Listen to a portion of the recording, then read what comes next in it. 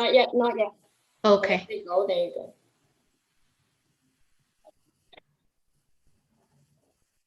Okay, go. All right. Hello, everyone. Welcome, welcome. Thank you for joining today. Thank you also for your patience. Our ASL support. Hello, everyone. Welcome, welcome. Thank you for joining today. Thank you also for your patience. Our ASL support will be joining us in just a few, and I will be introducing them. My name is Janelle Brady, and I have the pleasure of moderating this important conversation led by Sandy Hudson. I will start off with some opening remarks. So thank you again for joining. Thank you for your patience. It's great to be in conversation with you today in the Scholars Strike Canada. So welcome to the session. It's a session called the Social Justice Education Session. Again, as I mentioned, led by Sandy. And it's the Scholars and Educators for Black Lives session, hosted by the Ontario Institute for Studies in Education and led by the Scholars Strike Committee. So I'd like to express thanks to Beverly Bain and Min-Suk Lee and all of the scholars and volunteers who put this important action together. I'm really grateful to the presenters who held space before me. And I'm also looking forward to more sessions today and tomorrow, and importantly, the session today. Thank you to the OISE team for pulling this together, and also special thanks to my mentors, Professor Njoki Wan and Professor Nana Day, who have been educators to so many of us and who have done this anti-racism work for many years. So a few things to remember: the session will be available via YouTube. Some of you are already on the YouTube channel. Hello and welcome. And it's the Scholars Strike Canada channel. The session will run for about an hour and a half. We'll start off with a conversation, a dialogue to learn from Sandy Hudson, followed by a Q&A at the end of the session. The questions will be taken from Zoom as well as via YouTube. To relay your questions when we start the Q&A at the end of the session, you can just use the YouTube chat function. To relay your questions on Zoom, you could just relay them through the Q&A function. There is a hashtag which is floating around. Some of you may already know it. It is Scholars Strike Canada, Scholars with an S, Strike Canada. And also we will have our ASL support join us, who is Angie Lang. My name is Janelle Brady. I go by she, her pronouns. I'm an educator, activist, researcher, community organizer. I'm also a doctoral candidate at OISE in the Department of Social Justice Education, where I'm a coordinator for the Center for Integrative Anti-Racism, also known as SEERS. Hello, and shout out to all the SEERS volunteers helping out. I also teach social justice education at the University of Guelph Humber and sociology at George Brown College. I'm part of a number of initiatives, and I like to say that I wear many headscarves. So I would like to start off with the land acknowledgement, the land acknowledgement used by the Ontario Institute for Studies in Education. So we wish to acknowledge this land on which the University of Toronto operates. Since time immemorial, it has been the traditional land of the Huron-Wendat, the Seneca, and most recently, the Mississaugas of the Credit River. Today, this meeting space is home to many Indigenous people from across Turtle Island, and we are grateful to have the opportunity to do work on this land. So when acknowledging the land, we show gratitude for the struggles of our elders, our ancestors, and those who came before us, and those who have protected the land. We also acknowledge that it's an ongoing struggle as there is a fight for land justice in our communities. We also move beyond acknowledging land and people, but we also acknowledge the sky, animals, and the waters. It is imperative that we move beyond the statement and into action. So I ask some questions.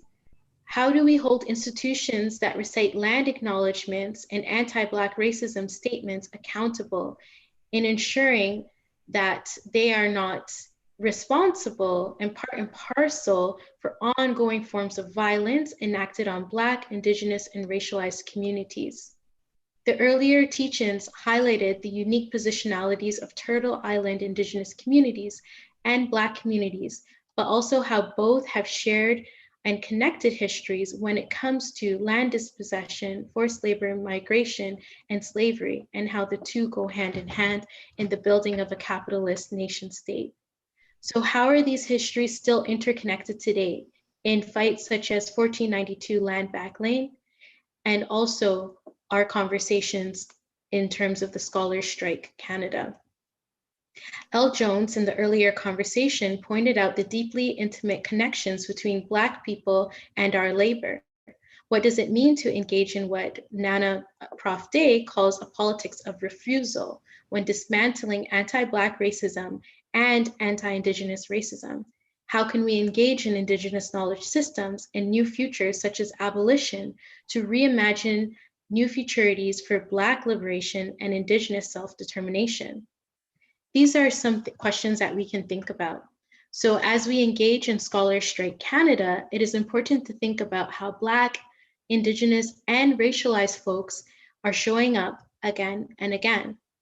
So not only do we live and face anti-Black racism and anti-Indigenous racism and other forms of racism and gendered oppression and ongoing violence in our everyday lives, in academia, we are also expected to resolve these issues within and for these white systems. BIPOC scholars still show up to hold space, despite being in overly precarious positions. And what happens when we do hold these spaces? We are chastised for demanding better futures where Black and Indigenous communities are not shot dead at the hands of police. Yesterday, I had to shut someone down who commented that this action that's being held today and tomorrow jeopardizes innocent students who want to just take their classes. I responded with, how many more public executions do we need to witness before people take anti-Black racism and police violence seriously?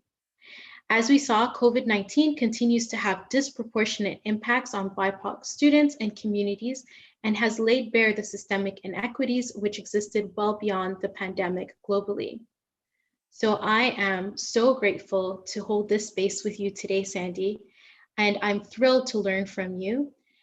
And Sandy Hudson has been an incredible leader when it comes to the fight against systemic racism and systemic injustices, particularly anti-Black racism, but notably linking the issues of anti-Black racism to anti-Indigenous racism too. When Sandy speaks, people listen.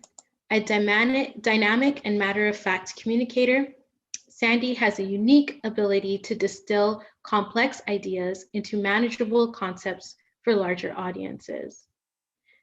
Sandy tackles a range of social justice issues, from racism to feminism.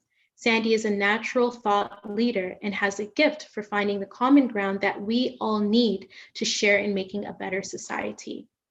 A woman of boundless energy, Sandy is the founder of Black Lives Matter in Canada.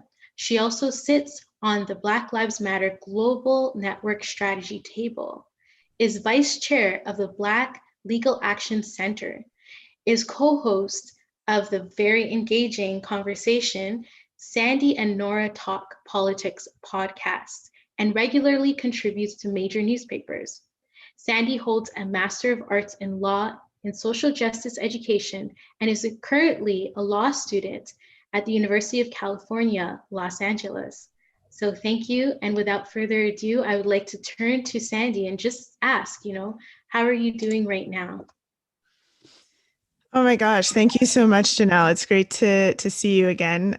For those in the audience, Janelle and I very briefly shared an office at the Department of Social Justice Education at OISE. So it's so lovely to be in conversation with you. And I would just also like to say that I'm coming to you from Los Angeles in a place that is actually called Tovangar, and it's the unceded territory of the Tongva people, and I just want that to be known for folks as well.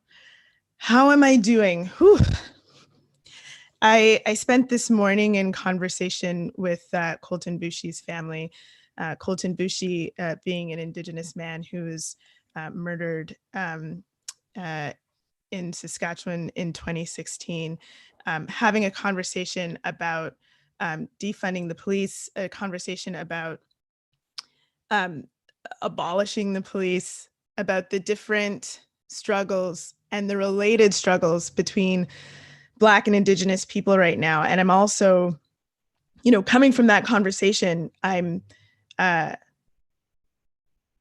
feeling very sad and angry. And, you know, also it's been a rough couple of weeks. That, you know, there was a man who was attacked in Manitoba in an anti-Black racist attack by white folks.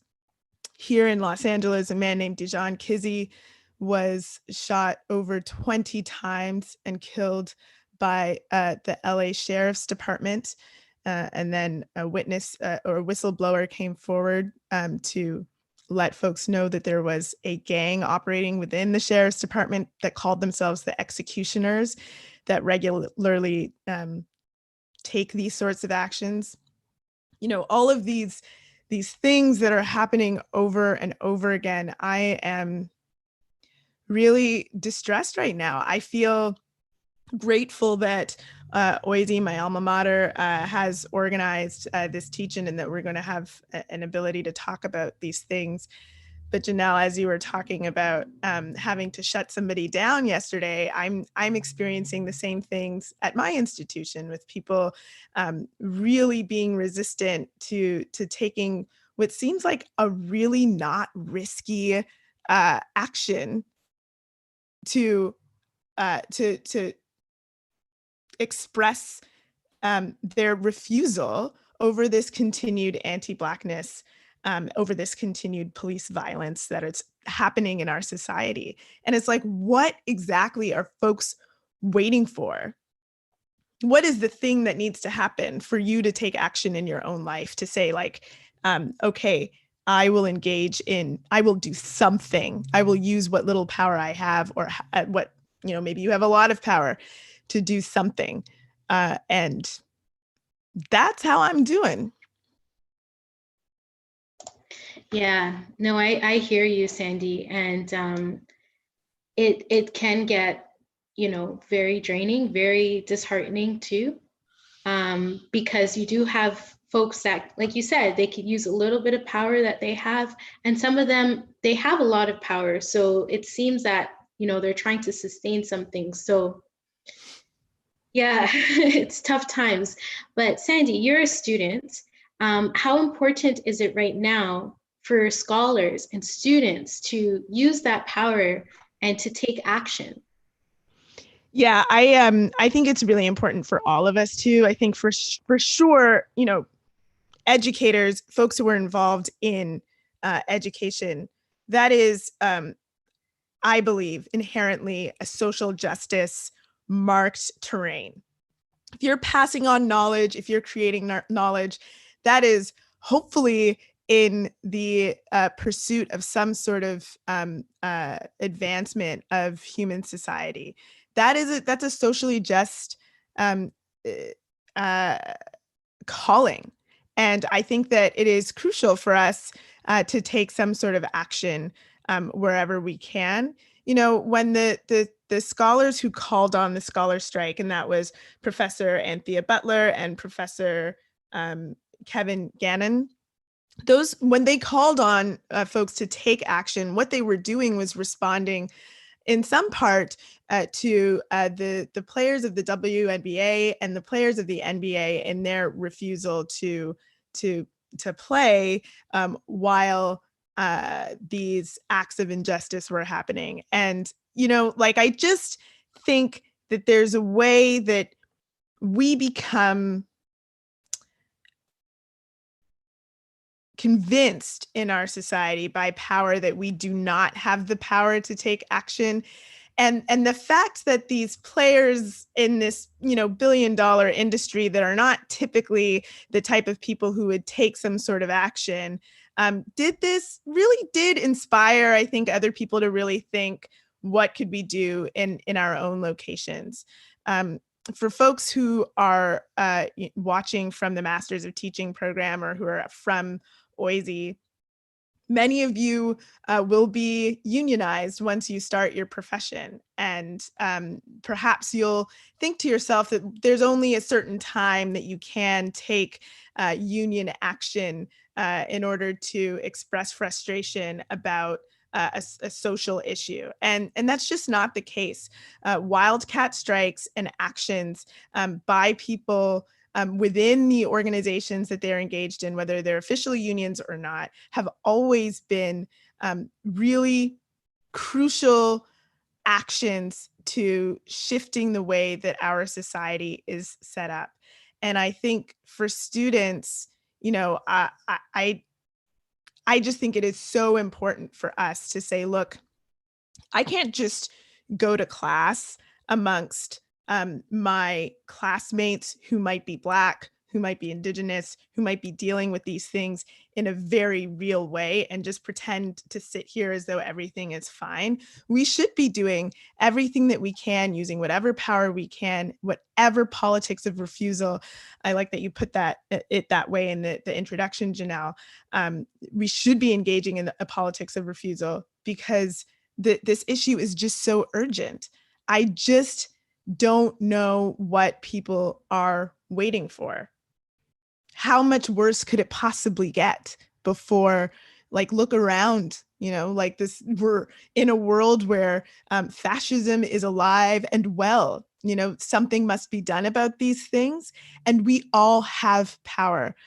Whether the elites tell us that maybe we don't, we do. And a lot of that power is in our ability to take some sort of collective action like we're doing today.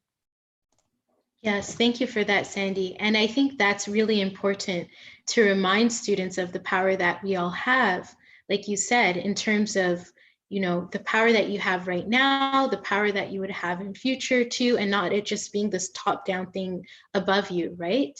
To engage in reimagining, if you would, a better future and better futures. So, it is quite pervasive for people to feel like their hands are tied and there's nothing that they can do, and that these are issues just for the folks that go out and march. But we need to understand that a lot of the things, like you have said, have come from these wildcat strikes and actions in terms of setting up the things that we all see as normal today too, right? And I think those are usually a good reminder for students to see that a lot of the things that just seem normal, like maternity leave for an 8-hour workday, have come from this struggle, right? So with that, what responsibilities do teachers have to engage with these movements of Black liberation? Because often teachers can feel like they're removed from Black liberation. And we do know that a lot of folks who teach are not Black, unfortunately. So they feel a bit of a disconnect, even if they're working in communities with mainly Black students, right? So there's this disconnect happening, but all just to say, what responsibilities do teachers have, all teachers, in terms of their engagement with Black liberation? Ooh, such an important question. I think that one, I'll address it as scholars first, and then I'll address it as teachers. As scholars, we hold a position in society where we should be interjecting when we see things that are incorrect, and using what power, legitimate or not, even if you don't engage with the politics of like the ivory tower and how we're told that we have this certain type of standing, we should still use what privileges we are granted to say, like, this situation is unacceptable. We should also not forget that our institutions are intimately tied to structures of policing, structures of the legal system that negatively impact Black people. And so, if we're doing a scholar strike, if this happens again at some point, I would love to see demands to get cops off campus as part of that. There are police officers who are currently engaged at my alma mater at the University of Toronto, and where I'm at right now at UCLA, and on campuses across North America. They have no business being there. And the way that they police students has been to the detriment of Black, Indigenous students and other students of color. The way that they are employed to impact us differently than others is atrocious. I served once as a residence advisor at Wordsworth College at the University of Toronto.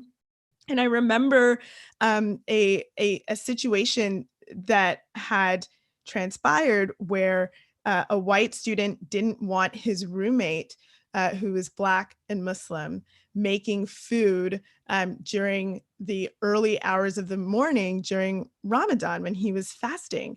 And it got so heated that this white student, who was a volunteer firefighter, started to beat up this other student. And the residents called the police and had the Black student arrested. Like that's what ended up happening. That's not how we should be engaging in these types of issues that arise on campus. And so often, just like in many other institutions, the police are used to be a quick Band-Aid fix for issues that, in a way, a Band-Aid fix that would make white folks feel really comfortable with whatever fix it is, and to really constrain, restrain, and harm us. Cops should not be on campus. Similarly, for those of you who are watching who are in the MT program, when you become teachers, you folks are going to have to make decisions about how your students are engaged with on campus, both with respect to police who might have access to your classrooms, to your schools, to your institutions, and also as educators who should be thinking about the best ways to engage in a process of education that will have our Black students whole selves respected and realized as they are engaging in education. And so, there's been a lot of agitation around cops in schools. Teachers should be at the forefront of that fight. And teachers were here in Toronto when the Toronto District School Board considered and then ultimately decided to no longer have police officers at the largest school board in public school board in North America. And those types of fights are going to have to continue happening across Canada, across the United States, and elsewhere. Children are harmed by these police officers. I hope I don't have to remind people about the 6-year-old who was handcuffed in Oakville when police were called. She's a child. Like, these are Black children who are forced to engage with police as a result of the decisions of their teachers. It's of utmost importance that that teachers really see themselves as having responsibility in this fight, and to refuse those types of anti-Black actions happening on their watch. Yeah, exactly. And the very fact that, the administrator at that school called the police and the teachers, they felt that they needed to call the police on that young Black student, just a 6-year-old, right? So it just shows how these systems kind of go hand in hand, really, in terms of policing of Black bodies from a very young age, because it also happens in early years care too, right? Where little Black boys, little Black girls are deemed as threats, and their parents are being called all the time. Their parents aren't able to, you know, engage in work, engage in school, because they're getting these constant calls from the schools, from the daycares and that sort of thing. So these are things that non-Black parents or parents that do not have Black, Indigenous, racialized kids do not have to deal with, right? So, you know, imagine dealing with the pandemic, but then also dealing with anti-Black racism. It's a lot. I like that you spoke about, you know, you broke it down in terms of scholars and teachers. Yeah, and that you spoke about police on campus. I think that's a very important issue. You know, there was a time, Desmond Cole spoke about this in the opening presentation.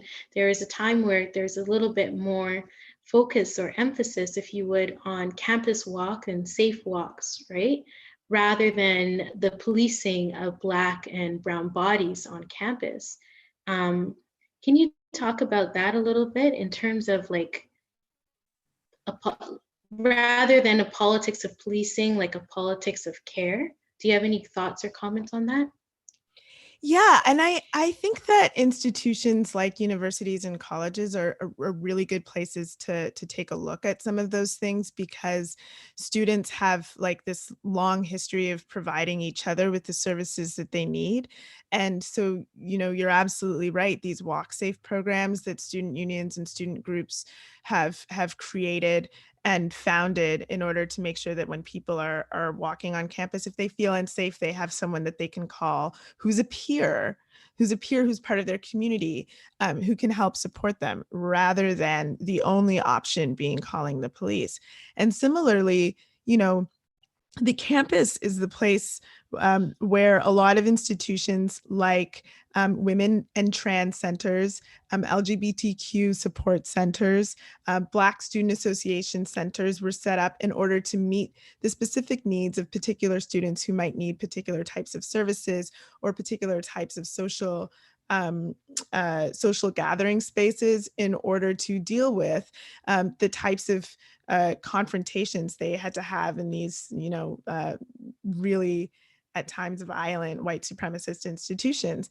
And so I think that that can be and has been replicated in broader society as well. I don't think that the police keep us safe, whether we're talking about on campus or off campus. I, you know, have been doing this work for years. I challenge anyone to come up with an example of something that the police do that we, even if it's the stuff that we think they do, that we're told via the scores of propaganda of like police television shows and movies that show police as this like altruistic institution that is like constantly just trying to help us.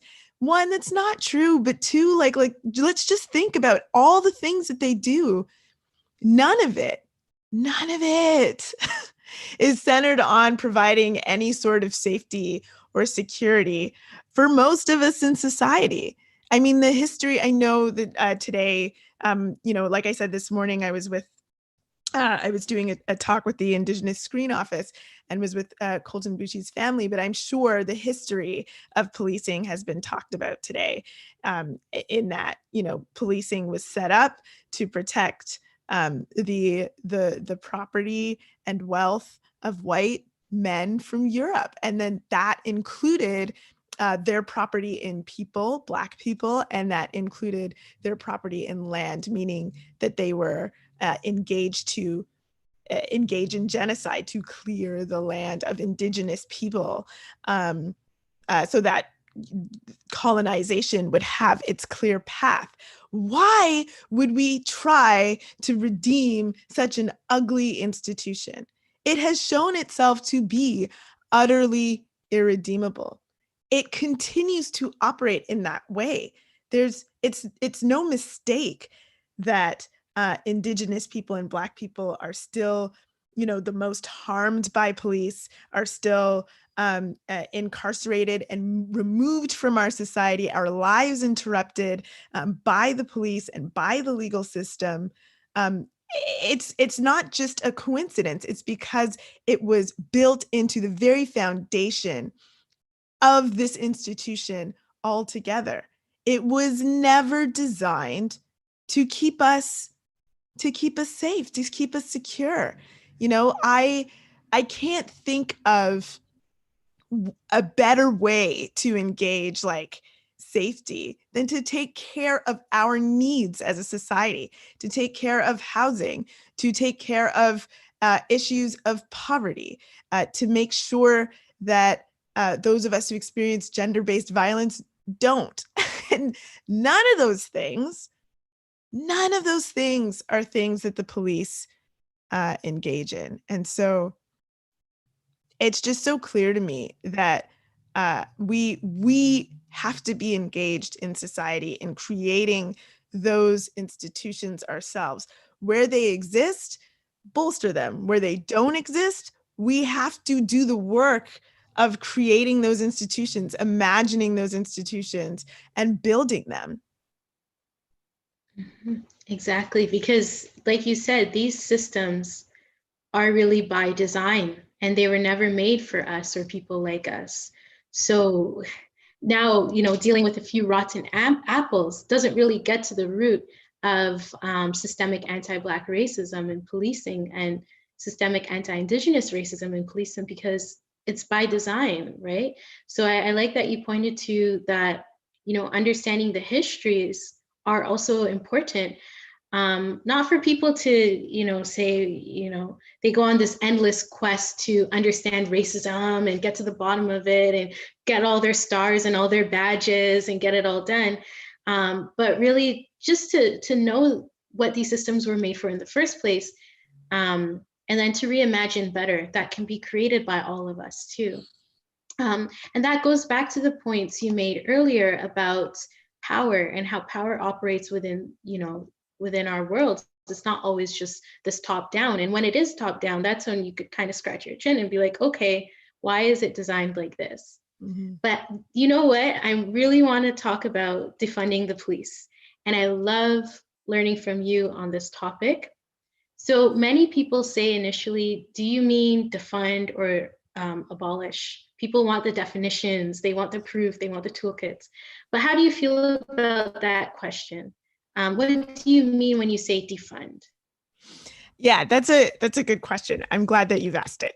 It is always the first question that I get in interviews. It's like, do you mean defund the police or do you mean abolish the police? And I just want to dispel for folks who are watching what that question really means. I think that when people are asking that question, what they're truly asking is, are you a reasonable person that I should listen to? Or are you an unreasonable person that I can just shut down immediately? Which is such a disgusting way to engage in this conversation when Black people are being killed. Like the first thing that you want to do is decide whether or not I'm a Black person worth listening to. So I really reject that question. I personally, as I've said earlier, do not believe that there's anything really that the police do that is useful for our society. So I think the most ethical way for us to engage the question, it's like, why don't you tell me something that the police do well? And we can have a discussion about that if you want to keep it. But not a single person has been able to bring something forward to me. The couple of times I've brought that up, people will talk about like theft or sexual assault as things that the police engage in very well for our societies. They don't. The numbers from literally Statistics Canada, the amount of charges that the police lay in issues of theft is 15%. That's how bad they are at that. Your insurance company is more helpful to you than the police will be. And I said, lay a charge. That doesn't mean solve the case. That doesn't mean that your stuff is taken care of. And it certainly doesn't mean prevention. But I bet you if we were in society to engage in a politics of taking care of the things that people need, theft would be less of an issue. Rather than saying, hey, we've got this institution over here who does this work, when they don't do that work. They don't do that work. Same sort of thing with sexual assault. You know, in the United States, it's less than 20% of sexual assaults that are reported to police. In Canada, less than 10%. And no wonder the police themselves engage in a lot of gender-based violence. We've seen recently in Toronto, there was the case of the police officer being investigated for sexual trafficking of a child. I mean, there's all of these cases. There's a class action investigation of the RCMP for issues of sexual harassment.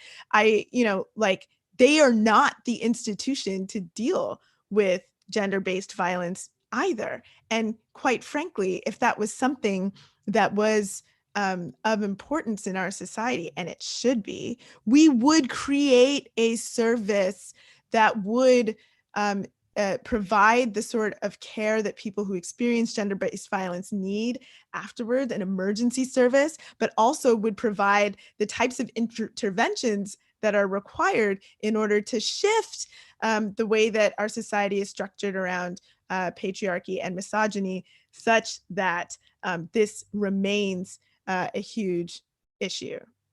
And trans misogyny. You know, like I think it's so clear to me that there is nothing redeemable about this institution of policing. It's everything that it is made up of, all the assumptions that underpin the way that it interacts with society, that it interacts with Black people, make it clear there's nothing here for us, and we can do better. I believe that we could do better. So why wouldn't we create those services that we need? Let's stop wasting money. Yeah, no, I hear you, because what other workforce or system can people say, well, I didn't meet my targets this year.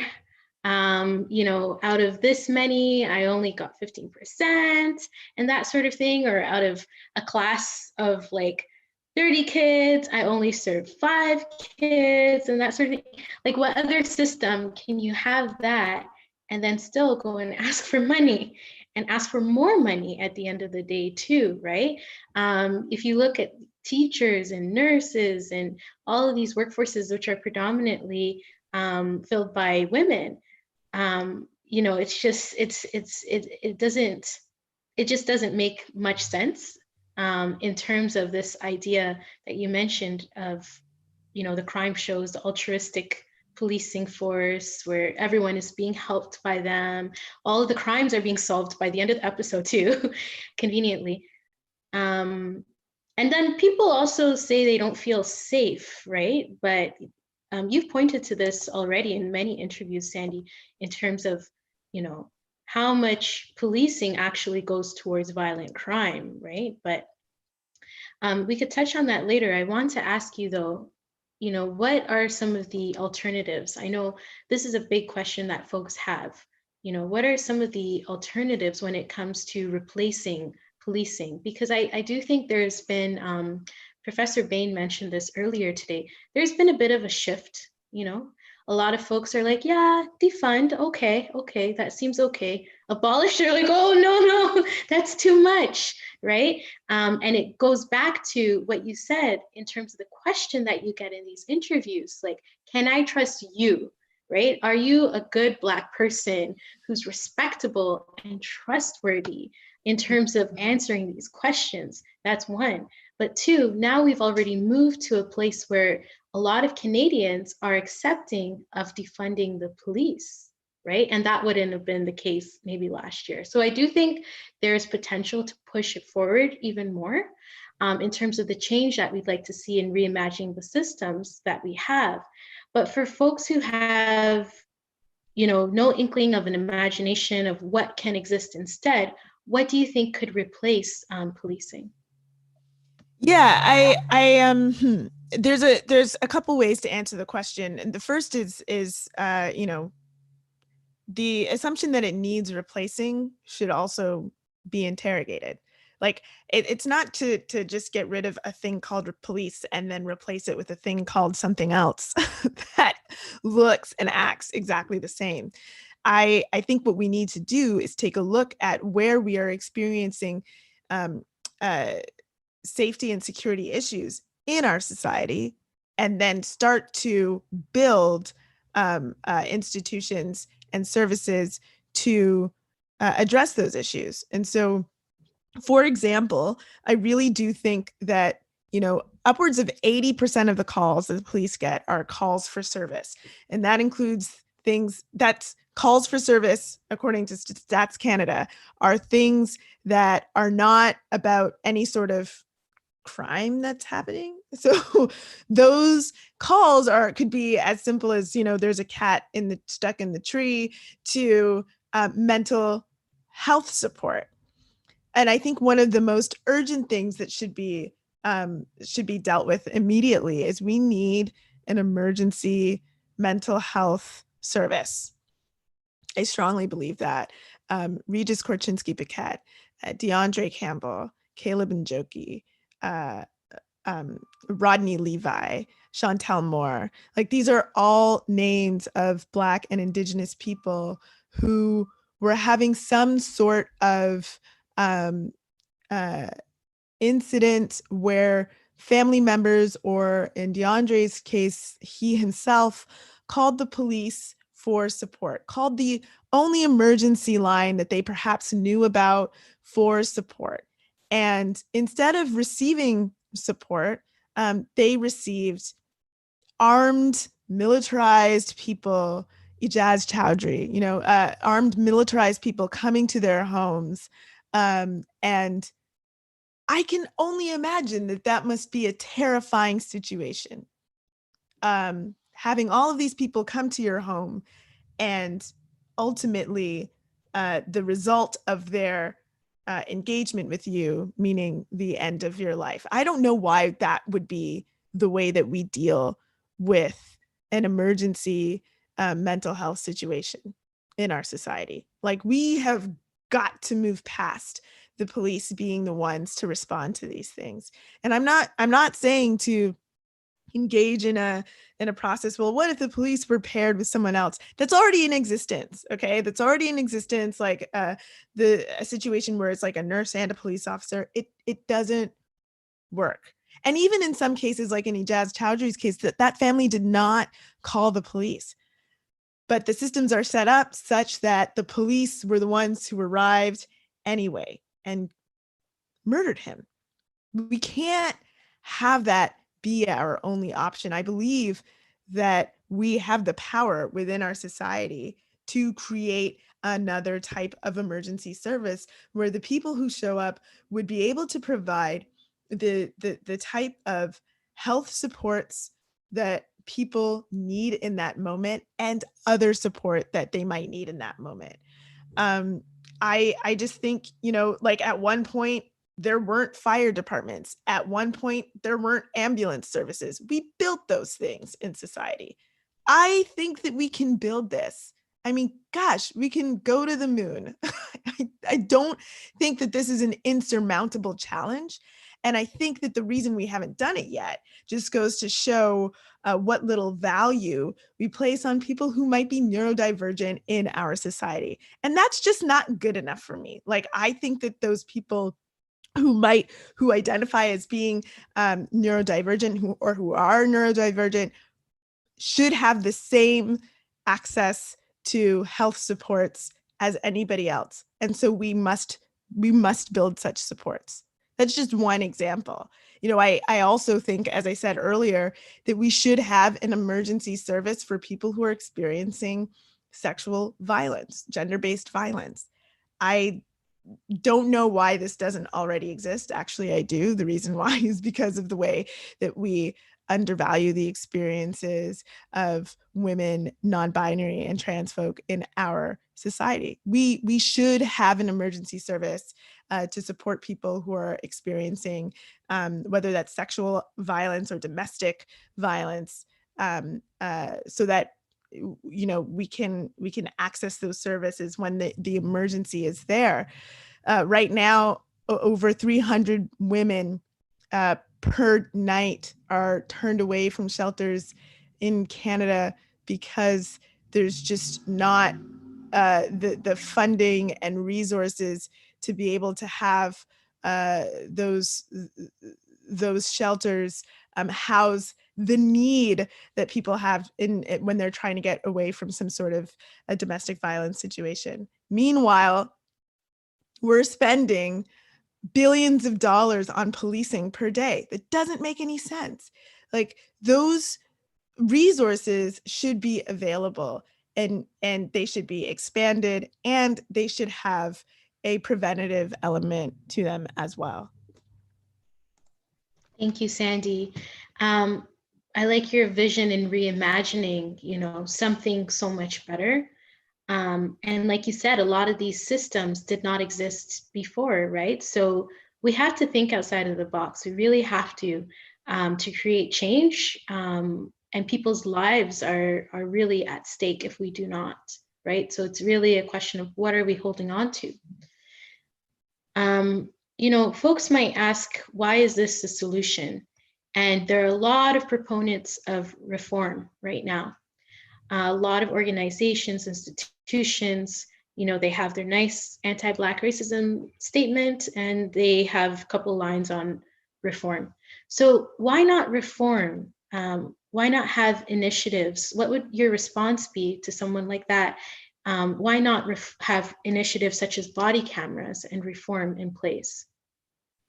Well, I would challenge people who are interested in reform to tell me why all of the decades of attempts at reform haven't worked. Like, what would be different in this iteration of an attempt to reform? I just keep saying it. It's like this institution is irredeemable. There's nothing, like, it has shown itself to be so committed to its anti-Blackness, its anti-indigeneity, and its violence towards people who have mental health concerns. Like, what is the point in trying to reform something that has gone through decades and decades of attempt at reform? It never works. We still remain in a situation where in Toronto, Black people are 20 times more likely to be killed by police than white people. 20 times more likely. I'm not interested in continuing to have conversations about reform because they've been happening over and over again. Body cameras, the police continue to kill people with these body cameras on. What is that going to do? You know, I was listening to this conversation this week on the radio about the Dijon Kazee case here in Los Angeles, where the reporters immediately went to, oh, well, we'll never know what happened because, you know, the police weren't wearing body cameras. Just like, how could that be the place where you go? This man was shot 20 times for a bike code violation. Something about the way he was riding his bike resulted in 20 shots to his person. Who cares if it was recorded or not? I don't want to watch more of us dying. That never should have happened in the first place. It never should have happened in the first place. And there are studies that show that, in fact, body cameras have either no effect on the way that police do policing because they don't think there's anything wrong with it, because the way that policing is set up encourages the way that they engage with Black and Indigenous people. And there are some studies that suggest that, in fact, body cameras result in police taking even more violent action and using more use of force against people in society. And that is because they believe that what they're doing is right. And when they have it, they're like, okay, well, there's a camera that's going to show things from my perspective.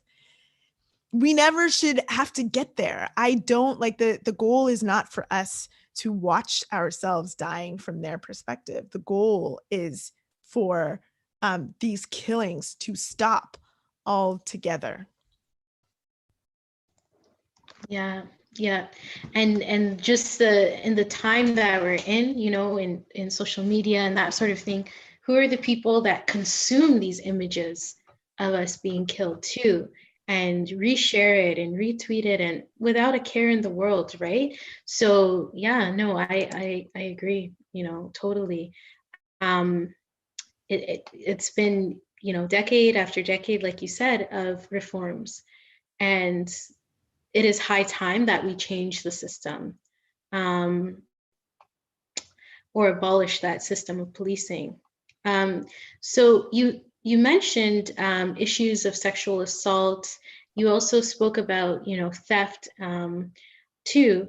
But what do you think? Can you expand a little bit more? I know you gave us some really, enlightening stats in terms of sexual assault, which is actually enlightening, but of course disheartening when it comes to patriarchy, and violence against women, gender non-conforming folks, and our trans community too. But what do you think in terms of these other issues of sexual assault or theft or bylaw infractions?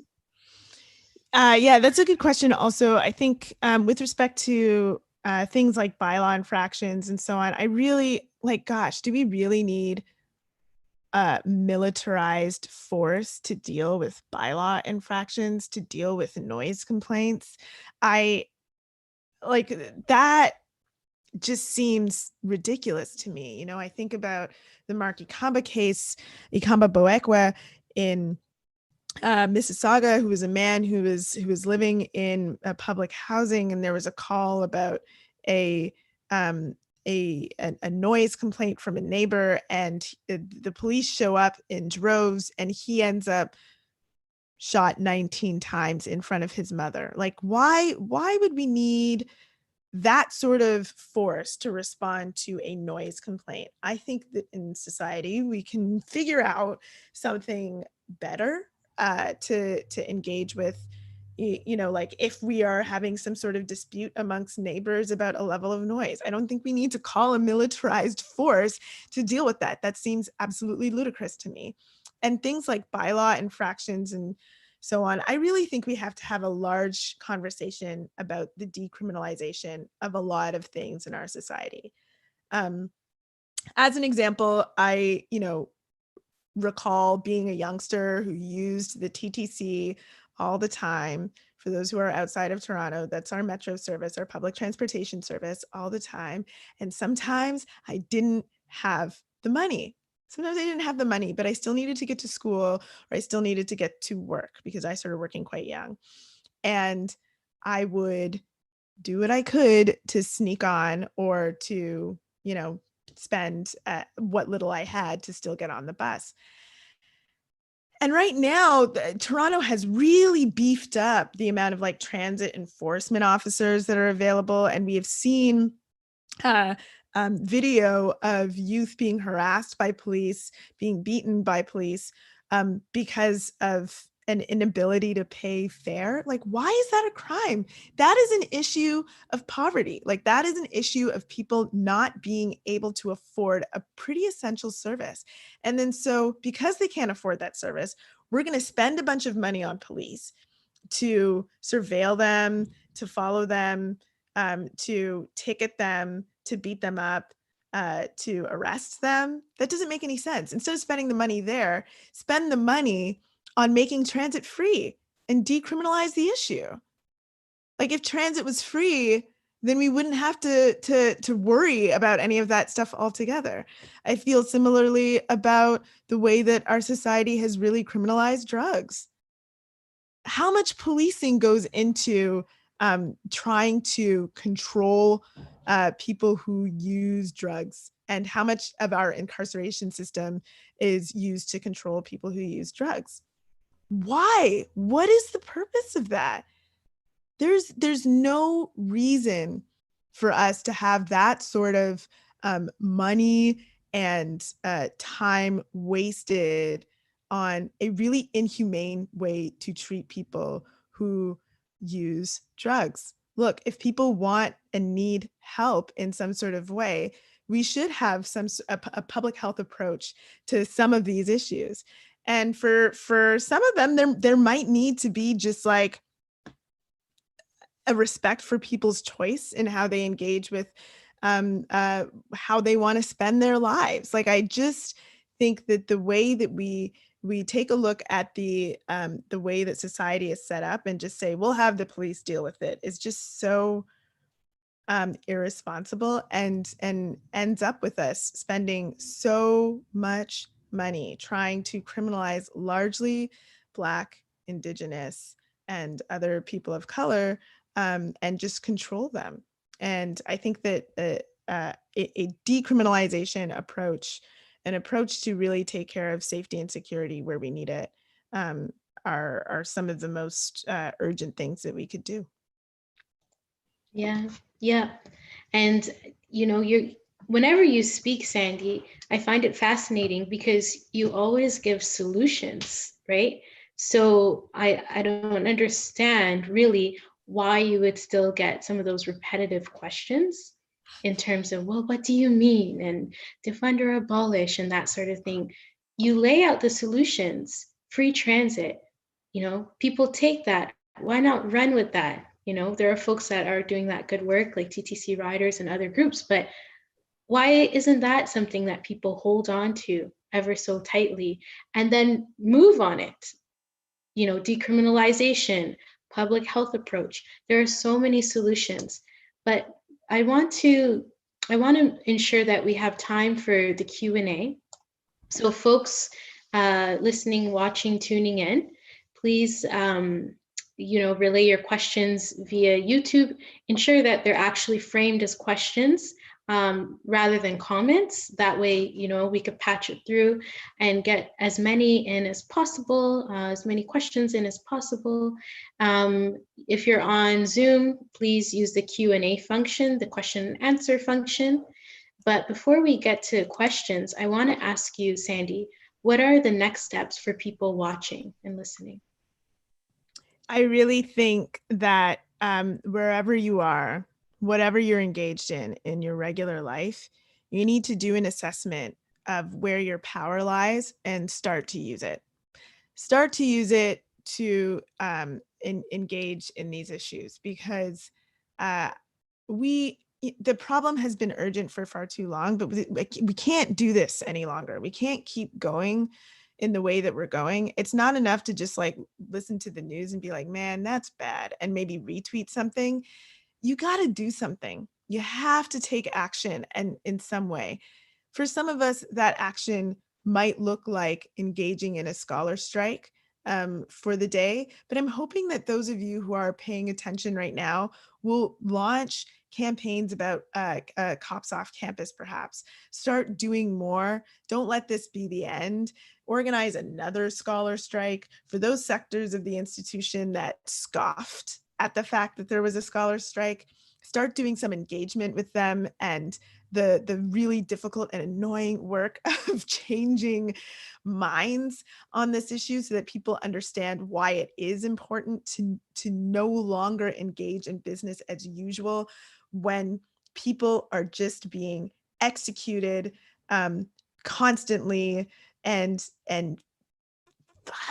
like our politicians, people who are meant to do the decision making and change the institutions, haven't responded at all.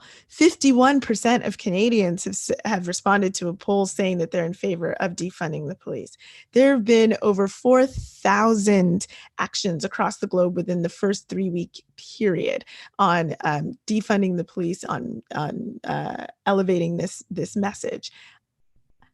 I don't know of a single other issue where that would happen. Like there were protests in 70 cities across Canada, and in most of those cities, there were more than one protest.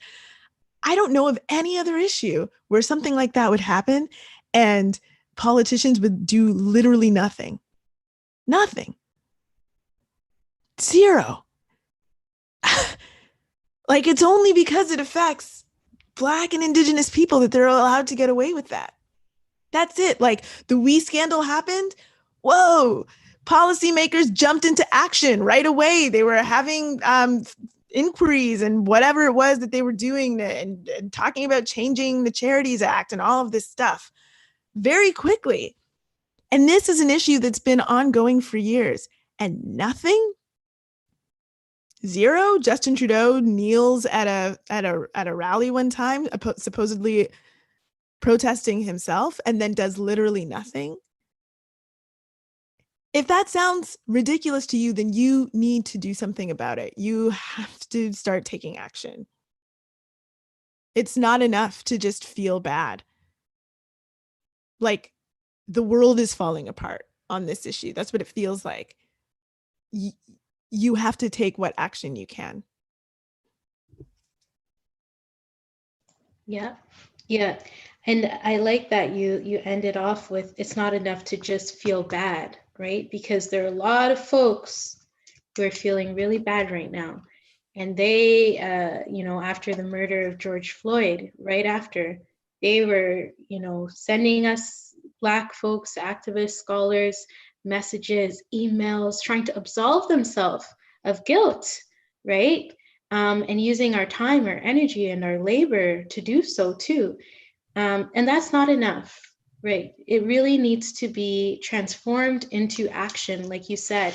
And you've given a lot of ways that people can take action. So rather than saying, I don't know what to do, I don't know what to do, just do something, really anything. And as you said, assess where you have power. Because like you said at the beginning, the system by design operates in a way that people feel powerless. And when people feel powerless, that's how we can keep these very systems intact, right? So we really need to reimagine something better. So thank you so much for that, Sandy. Thank you. I will move on to questions. So the first question is regarding teachers.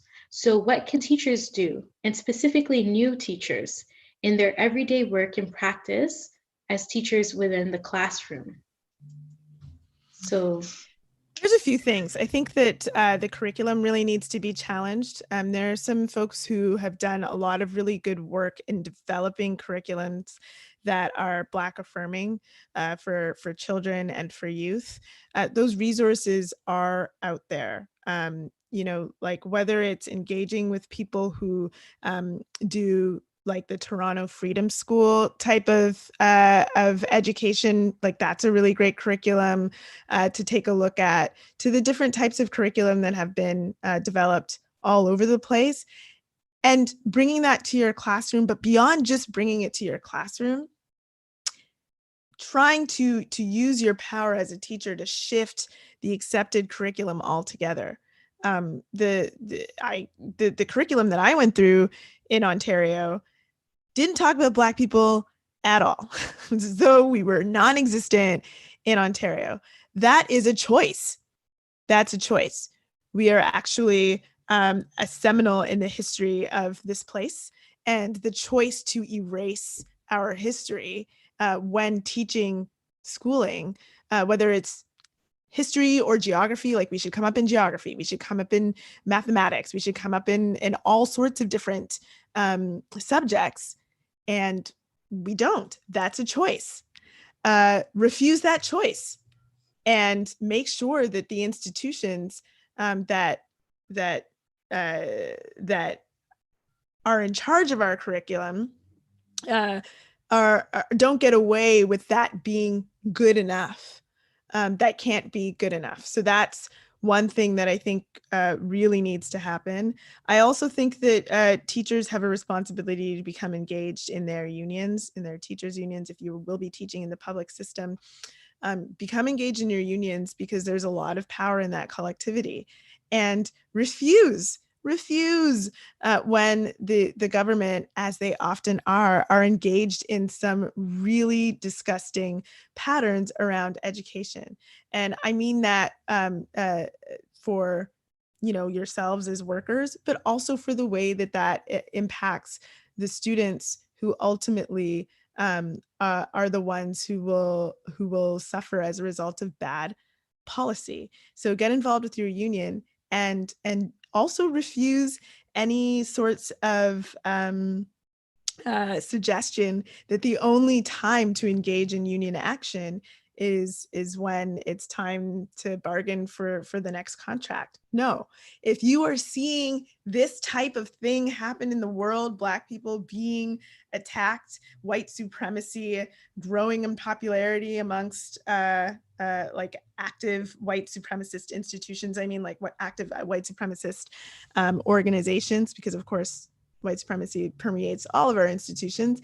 But if you are, you're seeing the rise of this really violent activity, you can say, you know what, union, I think that we all need to get together and propose some sort of action, because quite frankly, the decision makers at the top aren't doing enough. And so I propose that we stop teaching until we hear that the government actually will respond to the 70 plus protests that have happened across Canada on this issue.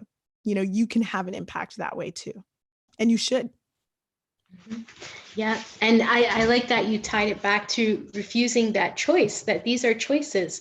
Policies are choices, right? So, teachers and educators have a hand in changing the choices that were kind of laid out for them. And moving beyond just the classroom. Love that. So this question is similar, but it's about getting it. And it's about white teachers. So what suggestions do you have for new teachers to understand the fears and injustices that Black people live with every day? And if white teachers do not get it, what will help them get it? Well, you're never going to understand it completely. There's just a certain type of understanding and knowledge that comes from experiencing anti-Blackness that someone who is not Black is never going to have. So you're never going to understand it completely. And in recognizing that, you have to make the decision to trust Black people, to believe Black people when we are telling you this police force is violent. It is engaging in targeted killings against Black people, against Indigenous people, and should no longer exist. You have to make the choice to believe us when we are telling you about the types of ways that anti-Black racism impact us, because we're the only ones who will truly, really know. You can do as much as you can to educate yourself, to attend these types of teach-ins, to do the reading, to do the studying. That is encouraged. Absolutely do those things, but know that you will never ultimately know and truly understand. And so you need to develop a level of trust for Black people. And if you can't do that, you need to ask yourself why. What's the blockage in you that is not allowing you to believe the scores of Black people across the planet who are saying that these issues are real and of real importance and urgent? That's some self-work. But otherwise, you may not get it. You may not get it, but you got to trust us. Yeah. No, I really like that. You may not get it. It's not just about getting it all the time and understanding everything. That mastery of knowledge, right? That's really part and parcel to colonial systems of education and of knowing, trying to understand and investigate everything to the T. But there are certain things, like you said, you just may not get. And then developing that trust is so important, because really, there are folks that will look for particular people in the Black community who reaffirm what they are saying too. So who do you develop trust with? Are there particular patterns of these people that you're, developing trustworthy relationships with? So you could turn and say, well, I know this Black person who said they're all for policing, right? And how much do you invest also in finding that person and disavowing all the other voices and all the other lives that have been lost too? Mm-hmm. So I really like that point in terms of, sometimes oftentimes if you don't have the experience, you just don't get it. Yeah, and just to also respond to that a little bit more is just to say that, like, look, there's a way that if you experience a certain type of oppression, you become the expert on the oppressors, right? There's a way that women are experts in men and the way that men interact with women and are experts in patriarchy. There's a way that trans and non-binary folks are experts in the way that a cisgendered people like have these types of assumptions about them and the way that we set up our world to oppress folks. There's ways that people who are queer understand people who are not queer, and the way that that straight folks organize the world to exclude people, and they become experts on those things. Same thing here. Okay, there's a way that Black people are real experts on white supremacy, are real experts on anti-Blackness, and the way that the society is structured to and designs the reification and the reproduction of our oppression, because we have to walk around all the time thinking about our safety, thinking about how do I appear in this room? How are people going to respond to me? What's the best way for me to appear? Do I need to change my hair? Do I need to change the type of clothing that I have? Do I need to work on my accent? Do I need to put on a particular type of makeup so that when I walk into the room, people don't think of me in this way, that way, think that I'm angry, think that I'm violent, or whatever it is? That's knowledge of how the system operates on us. It's knowledge that only we can have. Same thing, you know, like I feel like most people understand this with respect to gender and might have a little bit more difficulty understanding it with respect to race, but just trust me, you got to trust us. There is a knowledge that we have that comes from our experience that just you may never have. And so there has to be a level of trust. No, I completely agree. Because there's this quest for trying to know everything, and you know, these are expert knowledges that you know, if you're Black, you have this knowledge. If you're white, you simply don't, and people need to accept that and move on and think about that assessment in terms of where the power lies in their own lives. I have a question here, and it's about you know, transitioning away from police or criminalization systems, and some of the ramifications. I guess this would be in the very immediate. So the question is, how do you imagine transitioning away from police and criminalization systems towards new systems, but particularly, what would prevent ex-police officers from populating these new systems? Like what news? Well, it's really hard to have that conversations in the abstract, because immediately what I thought was, you know, the type of person who's going to be qualified to create an institution that would be that would provide the type of health supports that people need if they're experiencing an emergent mental health crisis, or the type of public health supports that someone would need if they are experiencing a drug use crisis, or the supports that someone would need if they're experiencing gender-based violence. A lot of the people who are engaged in policing right now, I imagine, would not qualify for those types of jobs. So I'm literally not saying like, let's just create something completely new and just put all of those people who are currently working in policing in those institutions. No, like they don't serve that purpose.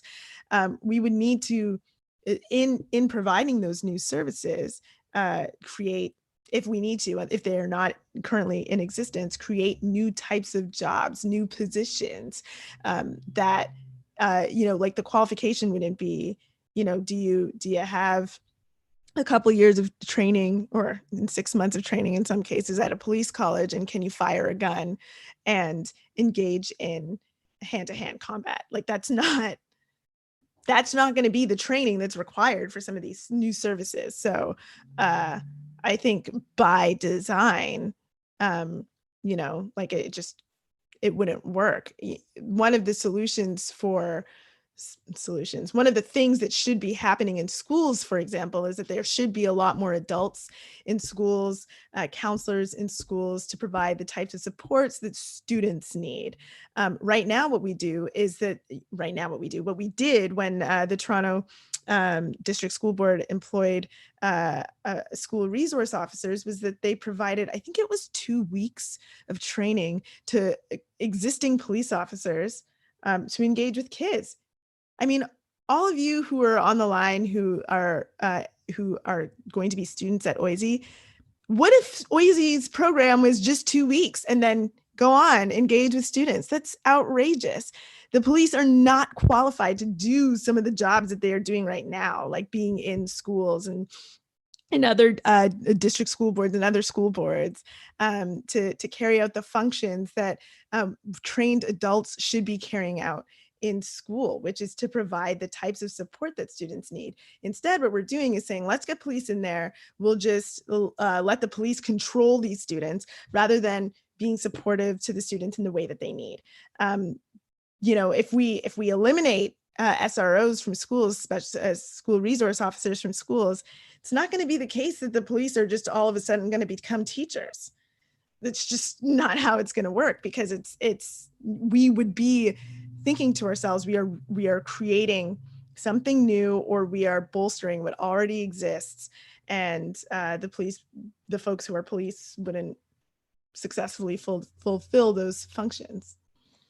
Yeah, and if you talk about the qualifications for teaching versus for policing, it's very different, and especially in creating something new, right? That's where we need to really think outside of the box. So another question is, there are a lot of folks advocating for a guaranteed universal basic income. What are the points of overlap between UBI, universal basic income, and abolition? How can we work better? How can we better work together across these movements? Oh my gosh, it's such a big question. And we only have like 5 minutes left. 5 minutes, I know. Okay. Here's what I'll say. There's a great episode of Sandy and Nora's Talk Politics that talks about UBI, because there's some danger in UBI as well. Like there is a conservative argument for UBI that says, why are we funding all of these services? Let's get rid of these services completely and just give people money. And then the cost of the services go up and we're stuck where we were. UBI can be good, but only in a situation where we have robust public services. And so I really think that a UBI discussion can't happen in 5 minutes, unfortunately. But I do think that there's a way that if we are going to have a UBI discussion, that we need to have it while also thinking to ourselves, okay, what do we need in society? We need safety, we need security, we need the ability to live with dignity. So that might come from things like making sure that there is free food available for people when they need it, making sure that housing is available for people, there's free transit, and so on. All of these services that are going to cost money, that, like if we were to free up the billions of dollars that are currently going to the police, we would be able to properly fund those services. And then if on top of that, there was some sort of UBI, I think that would make sense. And so working together to figure out what services we truly need in society, that makes a lot of sense to me. Yeah. Check out that podcast episode because it's a really complicated issue. Yeah. Yeah, I'm definitely going to check that one out, because it cannot be, a solution for everything, because that will just, I think, erase all of the important services that folks need. So I will do one final question, and then we can move on to closing remarks. And I think you've touched on this, but I think it's a good question to close on, just to reiterate how people can engage their power to make change. So the question is, for some of us with limited power who work within neoliberal institutions that benefit from the capitalist system, what could we possibly do to resist? Can you repeat that one more time? So for those of us with limited power, for folks that work within neoliberal institutions that benefit from like a capitalist system, which is most institutions, what could we do to possibly resist? Huh. I wish I had specifics about that question. I wish I knew what type of institution that person was working in, because I actually think that the people who work in neoliberal institutions in some ways have the most power to like refuse the system. It may be the case that they may also have the most risk as well. Like maybe it's the case that you are supporting a large family, and if you were to take a risk with your job, then you know, like that would throw you and a number of people that you support into poverty. Like I can understand that, like tension, but if you exist in an institution that is neoliberal and you refuse to make it work properly because you're just not going to engage in politics as usual, that is a lot of power. There's a lot of power in a neoliberal institution. So like an institution like the university, I think that people who work within the university, especially people who have tenure within the university, like this is a neoliberal institution. If you have tenure, you can refuse so much.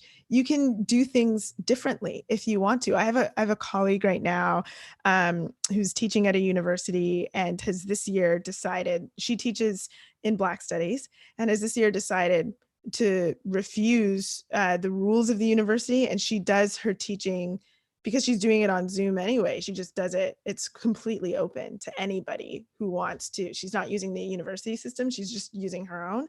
And they've asked her to stop. And she's like, no, I'm not going to stop. Like, what are you going to do? Like, let's have the confrontation. I challenge you to have the confrontation with me and stop me from doing this sort of work. I think that there's lots of power there. Like I think of a friend of mine who is a bureaucrat, works in the public service, who this summer challenged herself to think like, what are the types of things that I could do to force change within this system, and started to say, look, we actually have to, like, if we're going to have this discussion, I'm actually moving a discussion of anti-Black racism to the top of the agenda. And then people were like, oh, well, we're not really talking about that. She would say, well, I am going to talk about it, actually, because that's what's happening out in the streets right now, that people are demanding some sort of change. How could we not talk about it? And so she just refused to not talk about it. And that created some awkward conversations within the bureaucracy that she's involved in. But ultimately, like, what were they going to say? No, we can't talk about anti-Black racism because we're scared. Like that's about as much as they could do. And she did force that conversation. So whether or not, you know, you believe that that makes a big enough difference, I can understand that, you know, people have different relationships to things like that. But you know, like you have a range of options available to you, from engaging in some sort of education for the people with whom you work to refusing to work. You know, like you have a range of issues, from strike to saying, I would like to organize some sort of teach-in where folks tell us how this particular institution is harmful to Black people. And I've sourced someone who can do that. Are we okay with engaging in that? There's a range of options. You can always do something. Absolutely. And I think that's a great way to end off, is that you can always do something. Sandy, do you have any final initiatives that you'd like to let folks know about, or share upcoming episodes, or anything you'd like to share before we wrap up? If folks want a little bit more written information about some of the arguments that I put forward today, myself and a number of other activists in Toronto and researchers in the United States and Canada have worked on defundthepolice.org, which is a website that kind of puts together very high level arguments that should be relevant across geographies. And it also has some research in there about how much cities like Toronto are spending with respect to the police when compared to other initiatives that they could be spending money on. And so please check out that website. It's defundthepolice.org. And then also, again, just don't let this be it. Don't let this be the last. Like, we're at a crisis situation, and that necessitates everybody doing a little something. Do not, like, I don't know what you're waiting for if you haven't done something yet. Like, it's already as bad as it could, you know, it's so bad. It's so awful right now. And we all have a responsibility to respond in some way. This is our society. Mm-hmm. Mm-hmm. Absolutely. So well put. Thank you so much, Sandy, for your thoughts, for your ideas in terms of ways that people can activate change too. And thank you so much for your commitment to these issues, to dismantle anti-Black racism and racist systems within, you know, our society. I really appreciate the work that you do, and I speak for many others who do as well. So thank you, thank you, thank you for that. Thank you to all of the organizers for putting this together, for allowing us to hold space and also disrupt space as we engage in the Scholars Strike Canada.